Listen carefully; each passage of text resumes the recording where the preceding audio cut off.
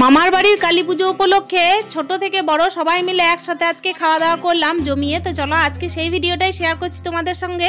আশা করছি আজকের ভিডিওটা তোমাদের প্রত্যেকের খুবই ভালো লাগবে। তো hello everyone, welcome back to my channel. আশা করছি সকলেই খুব ভালো আছো। বীরভূম জেলার ছোট্ট একটা শহর থেকে আমি সুধা আবারও চলে এসেছি নতুন দিনের নতুন আরও একটা ব্লগ নিয়ে। তো চলো আজকের ব্লগটা এখান থেকে স্টার্ট করা যাক। সকাল টাইমে যেহেতু আশিবাসি কাজ তো থাকেই থাকে, আর আজকে যেহেতু মানে একটু দেরি করে উঠেছি জানো তো, কালকে যেহেতু ওই যে কালী পুজো ছিল, তাই কালী পুজো থেকে এমনি রাতে আসতে তো অনেকটাই দেরি হয়েছিল। তারপর ধরো বিছানাটা ঠিক করতে করতে শুতে ওই মোটামুটি বলতে পারো 2টো। তো রাত 2টো থেকে ঘুমিয়ে আবার এই সকালবেলায় ওঠা, আর এমনিতেই দেখো গাটা না ম্যাশ ম্যাশ করছিল। কিন্তু দেখো সংসারের কাজ তো করতেই হবে, বাসি কাজ তো আছেই ধরো। আর আমার না আজকে একটা ভুল হয়েছে জানো তো, আমার ছেলের মানে মাসের শেষ দিনে ছুটি থাকে, আর যেদিনের ভিডিওটা আমি শেয়ার করছি সেটা হচ্ছে মাসের শেষ দিনের ভিডিও। তো ফেব্রুয়ারি মাসের শেষ দিনে আমার ছেলের স্কুল ছুটি ছিল, তবুও এত তাড়াহুড়ো করে আমি যে রান্না বসিয়ে দিয়েছিলাম জানো। আর ওই রান্নাটা যদিও বা ছেলেকে আমি 10টার সময় খাইয়ে দিয়েছিলাম, ডাল আলু সিদ্ধ ডিমের অমলেট এই সমস্ত কিছু, আর আমিও একটু খেয়ে নিয়েছিলাম। আর দুপুর টাইমের রান্না তো আজকে নেই। সকাল থেকে মুড়ি খাওয়ার নেমন্তন্ন কিন্তু মামার বাড়িতে আছে, যদিও বা কালো ছিল। তবে এই 2 দিন থেকে যে একেবারে সকালে ঘুম থেকে উঠেই চা খাওয়া থেকে রাত পর্যন্ত নেমন্তন্ন থাকলেই ঘর সংসারে তালা বন্ধ করে চলে যেতে পারছি, সেটাও তো পারছি না। এই যে আশিবাসী কাজগুলো ছিল, ঠাকুর সেবা ছিল, তারপরে এই যে দেখতেই পাচ্ছ ছেলেকে একটুখানি মানে যতক্ষণ থাকছে তার পরিচর্যা, খাওয়ানো দাওয়ানো, তারপরে এই যে দেখো আর একটা যেটা হচ্ছে চিন্তা, মানে চিন্তা নয় দায়িত্ব। তো এই দায়িত্বটাকেও তো আমাকে পালন করতে হবে। এই যে দেখতেই পাচ্ছ রুমটা রেডি হয়ে গেছে, এই রুমটায় এখন জল দিতে হবে। আর এখন দেখতেই পাচ্ছ ছাদের মধ্যে আমি এই যে জল দেওয়ার পাইপটাকে নিয়ে এই দিক আর ওই দিক করছি, মানে এই পাশ ওই পাশ শুধু পাইপটাকে টানাটানি করছি। এতটাই লম্বা পাইপ। আমাকে এক দিদিভাই কমেন্টের মধ্যে বলেছিল যে বালতির মধ্যে জল না দিয়ে দিদিভাই তুমি পাইপ দিয়ে জল দিও। আসলে কি বলো তো, আমাদের জলের পাইপটা না এতটাই লম্বা যে ওটাকে আমি নড়াতে চড়াতে পারি না পর্যন্ত। আর ওই কারণে না আমি কি করলাম যে পাইপটাকে না আমি 2 ভাগে ভাগ করে দিলাম, একটা ছোট টুকরো রেখেছি আর একটা বড় টুকরো রেখেছি। তো এই বড় টুকরোটাকে আমি বাথরুমের সঙ্গে অ্যাটাচ করে কলের মুখে দিয়ে কোনো রকমভাবে মানে ওই যে লেবারগুলো ছিল তাদেরকে বলে বাঁধা করিয়েছি। কিন্তু এখন জল দিতে গিয়ে দেখছি আমার নাজেহাল অবস্থা, এতটাই ভারী, আর চারিদিকে কিন্তু একেবারে ছাদ জুড়ে পাইপটা আছে। তো এটাকে আমার নড়াতে চড়াতে এতটাই কষ্ট হলো যে শেষমেশ মানে জল দিলাম কিন্তু খুব কষ্ট করেই দিলাম। ওই কারণে করি কি যে বালতি দিয়েই কিন্তু জলটা দিয়ে নিই। আসলে যখন আমাদের ঘরের কাজ হয়েছে তখন কিন্তু ঘরের কাজের টাইমে পাইপটাকে অনেক বড় পাইপই কাজে লাগতো, যেহেতু নিচে থেকে একেবারে ছাদ পর্যন্ত জল উঠতো সেই কারণেই। আর আমি এই ক্ষেত্রে দেখো পুরুষ মানুষের কাজ, আর এক হাতে এই যে দেখতেই পাচ্ছ আমার তো এমনিতেই অসুবিধা, সেই কারণে নড়াচড়া করানোর এই পাইপটাকে আমার ক্ষমতা হচ্ছিল না। তো যাই হোক শেষমেশ আমি জল দিলাম, যেমন করে হোক দিলাম। তবে মনে হচ্ছিল যে জলটার ফ্লোটা একটু কম ছিল, মানে স্পিডটা যেন মনে হচ্ছিল একটু কম, তবু কিন্তু অ্যাডজাস্ট করে দিয়েছি। যদি আজকেও রাজমিস্ত্রিদের কাজ বাকি থাকতো তাহলে আমি ওদেরকে দিয়ে জলটা দেওয়া করাতাম। আমি কিন্তু ওদেরকে বলেছিলাম পাইপটা একটু অ্যাডজাস্ট করে দিতে। তাছাড়া কিন্তু আজকে ওদের কোনো কাজ নেই, মানে ওরা তো আজকে কাজ করতেই আসেনি, কাজ কিন্তু অলরেডি হয়ে গেছে রাজমিস্ত্রির। তো ওই কারণে আমাকে জলটা দিতে হচ্ছে। আর এই জল দেওয়াটা না একটুখানি কষ্ট করে, কেন কি বলতো, ওই যে টিনটার ওপরে যে মাথা বাঁধা আছে না, ওইটার ওপরে তো আমার চাপা সম্ভব নয়, ওটা কিন্তু জল দিতে পারিনি। আর এই যে ছোট্ট একটা রুমের ভেতরে বাইরে সমস্ত জায়গায় জল দিয়ে দেওয়ার পরে এই যে দেওয়ালটা, এটা শুধুমাত্র বাকি ছিল। আর এই দেওয়ালটার একেবারে মানে চূড়ান্ত সীমানায় জল দিতে গিয়ে আমাকে চেয়ারের ভরসা নিতে হয়েছিল। তো চলো বন্ধুরা, এই দেওয়ালটা কিন্তু জলটা দেওয়া একবারে কমপ্লিট করার পরে পুজোটা দিয়ে নেবো অফ ক্যামেরায়। তারপর কিন্তু মামার বাড়ি ছুটবো, মানে ওই যে বললাম সবাই কিন্তু পৌঁছে গেছে, আমি শুধুমাত্র দেরি করছি। কাছাকাছি বলেই হয়তো দেরি করছি, দূরে হলে তো মনে হয় কখন বেরিয়ে যেতাম। আর মামার বাড়ি গিয়ে কিন্তু সবাই মিলে কিভাবে ছোট থেকে বড় সবাই একসাথে ভুড়িভোজ করলাম, একসাথে খেতে বসলাম, একসাথে গল্প গুজব আড্ডা সমস্ত কিছু করলাম, সেটা তোমাদের সাথে শেয়ার করব। আজকে কিন্তু রাত্রিবেলায় বিসর্জন আছে, তবে হ্যাঁ বিসর্জনের ব্লগ আজকে দিচ্ছি না, বিসর্জনের ব্লগ আমি নেক্সট ভিডিওতে দেব।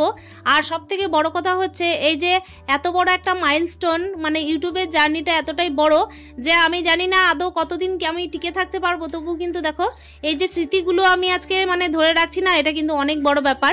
এই কথা বলতে বলতে আমি কিন্তু একেবারে পৌঁছে গেছি বাবার বাড়িতে, মানে বাবার বাড়ি মামার বাড়ি দুটোই কিন্তু পাশাপাশি। হ্যাঁ তবে অনেকেই ভাবতে পারো যে আমার বাবার বাড়ি মানে বা মামার বাড়ি একবারে কাছাকাছি কেন। আসলে ব্যাপার হচ্ছে আমার বাবার আসল বাড়ি হচ্ছে ঝাড়খণ্ডে। এটা কিন্তু আমার বাবার নিজস্ব ব্যবসার জন্য মানে এই জায়গায় আর কি বাস করতে লেগেছেন। তাছাড়া আমার মা তো একজন অঙ্গনওয়াড়ি ওয়ার্কার, সেই কারণেই দেখো স্থায়ী রূপে কিন্তু এখানেই থেকে গেছেন। তো আর কি কর্মসূত্রে তো মানুষ যেখানে সেখানে থাকতেই পারেন, তাই না? এই সূত্রেই আর কি। তো চলো এই কথা বলতে বলতে এই যে দেখতেই পাচ্ছ মামার বাড়ির কিন্তু একেবারে রুমের মধ্যে পৌঁছে গেছি। আমার এখানে কিন্তু 3টে মামা, এটা হচ্ছে বড় মামার বাড়িতে খাওয়া দাওয়া। 3টে মামার বাড়িতেই কিন্তু আছে খাওয়া দাওয়ার নেমন্তন্ন আছে, তার সঙ্গে কিন্তু আমার বাবার বাড়িতেও আছে। তবে হ্যাঁ, সব জায়গায় তো একটা পেটের মধ্যে এত কিছু খাওয়া সম্ভব নয়, ওই কারণে কিন্তু আমি পাট করে খেয়েছিলাম। কখনো দিনের বেলায় কোথাও খেয়েছিলাম, কখনো রাত্রিবেলায় কোথাও খেয়েছিলাম, এরকম করেই খেয়েছিলাম। তাছাড়া দেখো একটা মানুষের কয় জায়গায় বা খাওয়া যায়, তাই না? সবার বাড়িতেই রান্না বান্না হয়েছে, সবার বাড়িতেই নেমন্তন্ন, আর সবার বাড়িতেই মানে কালী পুজো, মানে বুঝতেই পারছো কী করেই বা সব জায়গায় খাওয়া যায়। তো এই করতে করতে এই যে বড় মামার বাড়িতে আজকে খাওয়া দাওয়া করছি দিনের টাইমটাই। আর এখানে দেখতেই পাচ্ছ আমার ছেলে খেতে বসেছে, আর আমার ভাইয়ের ছেলে খেতে বসেছে, আর তার পাশে বসে আছেন আমার দাদু, মানে ব্যাপার হচ্ছে আমার মায়ের বাবা। তো এই যে দাদু মানে হচ্ছে ভিলেন নাম্বার 1। তো যাই হোক, আমি তাই বলে ডাকি, সেই জন্য তোমাদেরকে বললাম। তো চলো, এদিকে কিন্তু আমাদের তো নানা রকমের নাম দিয়েই থাকি আমরা। যেরকম আমার ছেলে কিন্তু তার মাসিকে মানে ব্যাপার হচ্ছে আমার মামার মেয়েকে বলে ডাকে ছোট মা। আসলে ছোট মা নয়, হচ্ছে মাসি, কিন্তু ছোট মা একেবারে জন্ম থেকে বলে এসেছে। যদিও বা ওরা বয়সে হচ্ছে 2.5 বছরের ছোট বড়, তবু দেখো ছোট মা বলে এসেছে। আর এই যে দেখতেই পাচ্ছ রান্নার আইটেম, ছেঁচড়া আছে, পোস্ত আছে, আর ঘুগনিটা মুড়ি খাবারের জন্য হয়েছিল, ডাল, আলু পোস্ত, চাটনি, মাংস, তারপর ধরো চাটনির সঙ্গে তো পায়েস ছিল, পায়েস মিষ্টি এগুলো ছিলই, পাঁপড়।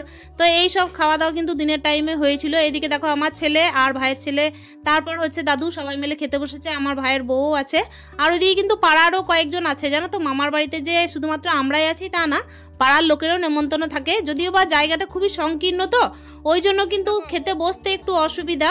তাছাড়া কিন্তু মনের জায়গা অনেকটাই বড়। এই যে মাটির দাঁত দেওয়ালে বন্দি একটা জায়গা হলেও সত্যি কথা বলতে যদি আপ্যায়নের চেষ্টা থাকে না, তাহলে কিন্তু ছোট জায়গাতেও ভালোভাবে আপ্যায়ন করা যায়। তাদের হয়তো রুমটা ছোট হতে পারে, কিন্তু মনের জায়গাটা অনেকটাই বড়। সেই জন্যই তো এতজনকে বসিয়ে, যতই জায়গা ছোট হোক না কেন ঘরের, তবু মনের জায়গা যেহেতু বড়, সেহেতু দেখো সবাইকে নিয়ে একসাথে আজকে দিনটা আর কি পার করা হচ্ছে।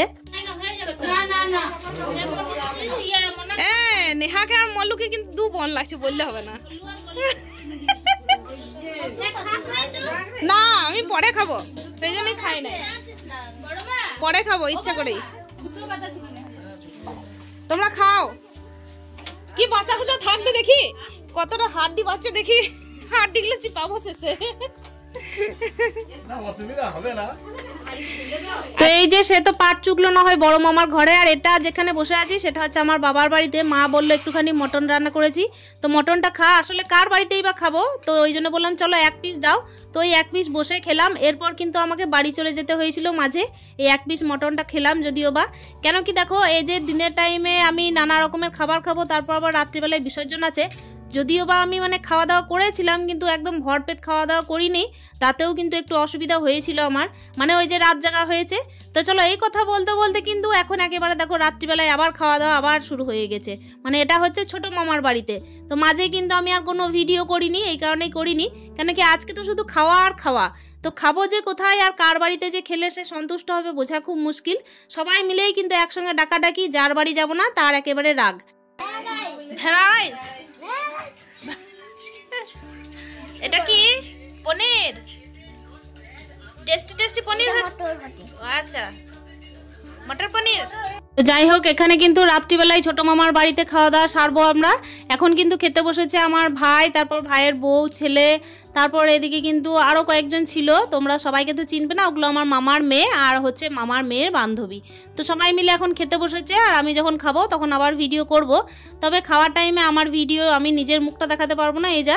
তো সবাই মিলে যে খাওয়া দাওয়ার মজাটা না অন্যরকম। যদিও বা ছোটো মামার বাড়িতে মানে নিরামিষ আইটেম ছিল, মটর পনির ছিল, এঁচোড়ের তরকারি ছিল, মানে এঁচোড় কষা ছিল, ফ্রাইড রাইস ছিল, ডাল ছিল, পাঁপড়, চাটনি, মিষ্টি, পায়েস, এই আইটেম ছিল আজকে। তবে দিনের টাইমে ওই যে মাংস টাংস খেয়ে না, রাত্রের টাইমে এই একটু নিরামিষ খাবারটা খুবই ভালো লেগেছিল। যদিও বা ভাত হলে আরও ভালো হতো মনে হচ্ছিল। তো এই যে রাইস খেলাম রাত্রিবেলায়। তো চলো বন্ধুরা, এই যে সবাই মিলে একসাথে বসে ভুড়ি ভোজ করার মজাটাই আলাদা। আর বছরে এই একটা দিনই থাকে, ভাইফোঁটার দিনেও কিন্তু খাওয়া দাওয়া হয়, তবে এতটা নয়। আগে কিন্তু আরও জাঁকজমক হতো জানো তো। এখন না, যত দিন যাচ্ছে তত মনে হচ্ছে যেন লোক সংখ্যা কমছে। তার সঙ্গে ব্যাপার হচ্ছে সবাই নিজের নিজের বাড়িতে ব্যস্ত হয়ে পড়ছে। এখন আর সেইভাবে আত্মীয় স্বজন সবার বাড়িতে বাড়িতে আসতেও চায় না। তো যাই হোক আর তাই হোক, আমি কাছে ছিলাম বলে আসতে পারলাম। মটর পনির। মটর ডাল দেবে না একটু? না, ডাল একটু হলো না, ভালো লাগে না ডাল দিয়ে। তো যাই হোক, এখন আমি খেতে বসে গেছি। আমার পরেও কিন্তু অনেকেই খাওয়া দাওয়া সেরেছে। আসলে এই ব্যাচটাই আমি শুধুমাত্র খেতে ভালোভাবে বসেছিলাম শান্ত মেজাজে, আর কারো ভিডিও করলাম না, সেই জন্যেই খাবারটা এনজয় করলাম আর কি। আর এখনকার দেখবে বর্তমান যুগে কিন্তু এতটাই মানুষ ব্যস্ত হয়ে পড়েছে, আগে তো আরও ভিড়ভাট্টা ছিল, এখন অনেকটা ইদানিং কমে গেছে। তো চলো, ভিডিও লাস্ট মুহূর্তে চলে এসেছি। আজকের খাওয়া দাওয়া সেরে কিন্তু একেবারে বাড়ি ফিরবো। আর আশা করছি আজকের ভিডিওটা তোমাদের প্রত্যেকের খুবই ভালো লেগেছে। দেখা হচ্ছে অন্য দিনের অন্য আরও একটা ভিডিও নিয়ে। পরবর্তী বিসর্জনের ভিডিও দেখার জন্য প্রত্যেকে রেডি থেকো। তাহলে আজকের মতো বিদায় আমি এখান থেকেই নিচ্ছি। দেখা হচ্ছে অন্য দিনের অন্য ভিডিও নিয়ে। স্টে হ্যাপি, হ্যাপি হ্যাপি মন, টাটা, ভালো থেকো, সুস্থ থেকো।